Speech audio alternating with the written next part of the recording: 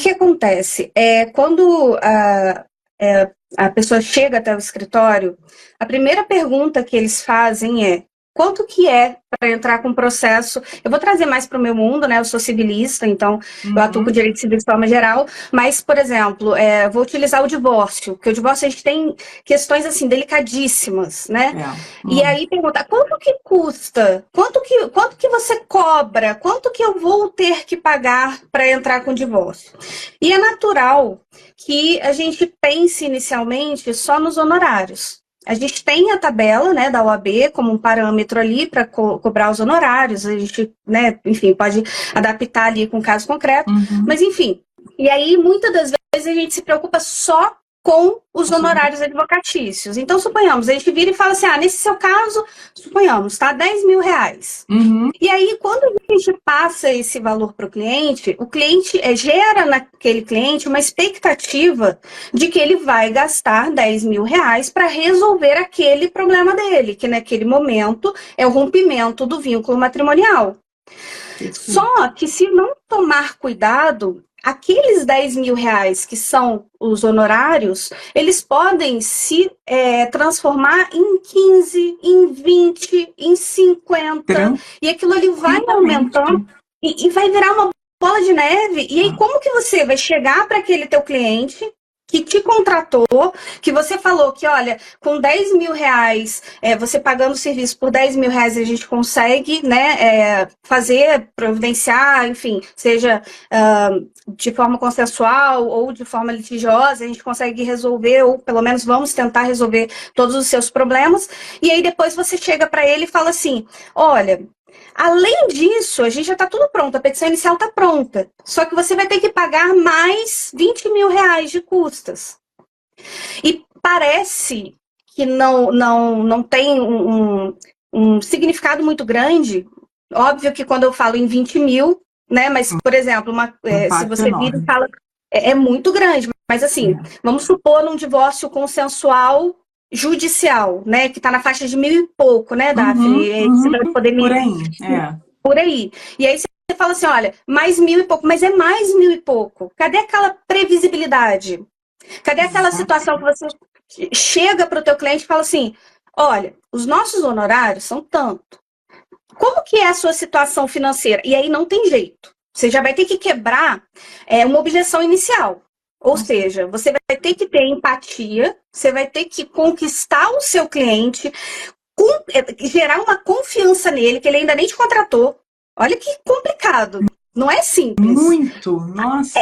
Ele é uma prospecção, ou seja, ele é uma pessoa que está querendo saber quanto que custa, então você vai ter que quebrar várias objeções e conseguir extrair dele informações como: desculpa te perguntar, mas a senhora trabalha com carteira assinada? Quanto que o senhor recebe por mês? Quais gastos o senhor tem? Num primeiro, ou no segundo, ou no terceiro atendimento, onde você nem firmou ainda o contrato. Aí você vai falar: mas eu não vou fazer isso.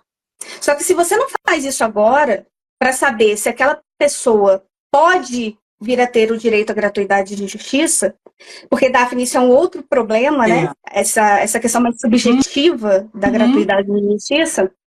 Então, se você não pega, não coleta todas essas informações desde o primeiro atendimento ali, antes de fechar o contrato, você vai poder, de repente, ter uma percepção diferente e pensar: eu acho que ele tem direito à gratuidade de justiça, então nem vou falar que ele pode, de repente, pagar R$ 10.000 de custas, 20 mil, enfim, nem vou falar, porque senão ele não fecha comigo. Com certeza. E aí ele não tem a gratuidade de justiça, como que você chega para ele e fala? Aí, olha, você não vai ter gratuidade de justiça. Muitas das vezes a pessoa vira e fala assim: não, mas eu tenho direito à gratuidade de justiça. Tá, quanto que você recebe? Suponhamos, 5 mil. Tudo bem, é uma renda maior do que uma boa parte da população. Mas 5 mil pode ser que tenha. A gente tem um arquivo que a gente pega todas as informações dos nossos clientes, a gente coloca lá todos os gastos e sai uma planilha mostrando a situação, a saúde financeira dele. Até para facilitar para o juiz olhar e já bater o olho e falar assim, não, mas espera aí, tudo bem, ele recebe 20 mil, mas ele tem um gasto de 25, ele tá usando cheque especial todo mês, enfim, e facilita.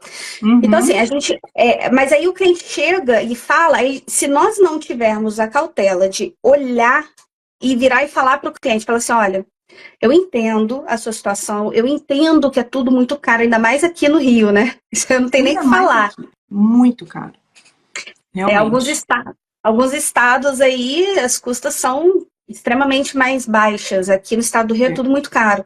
Mas aí você tem que ter aquela postura de chegar para o teu cliente e falar o seguinte, olha, eu acredito que você não vai ter direito à gratuidade de justiça.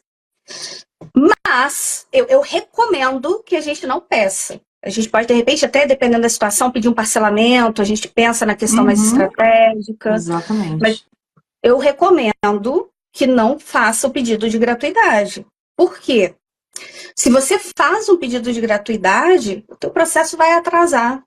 Porque se o juiz indefere, aquilo ali são E ó, vou meses. te falar, esse atraso, gente, se vocês não sabem, não tem muitos processos numa situação assim, esse atraso, em média, tá? Leva de 6 meses a 1 ano. Porque normalmente o que acontece? O advogado vai lá, entra com pedido de gratuidade. Muitas vezes esse advogado não instrui esse pedido já com documentação, né, hábil a comprovar isso que a doutora Amanda está contando aqui para gente, a saúde financeira do cliente, se ele tem de fato condições de arcar com aquelas custas ou não. E aí o advogado não traz documentação que comprove isso. Aí o juiz começa a pedir: vem imposto de renda, vem a fatura de cartão de crédito, vem a não sei o quê. E eles estão pedindo muitas coisas, tá? Infelizmente. E o pior, doutora Amanda, eu tenho recebido relatos de advogados dizendo que ainda tem alguns juízes que ainda trazendo um monte de coisas estão indeferindo gratuidade de justiça. Exatamente. Que o negócio está difícil, tá complicado. Então, é muito importante que você dê a real noção para o seu cliente de que existe uma possibilidade da gratuidade dele ser indeferida, mesmo que ele esteja na pinimba. Vamos colocar num português assim, bem, né? É, Para vocês compreenderem porque isso está acontecendo.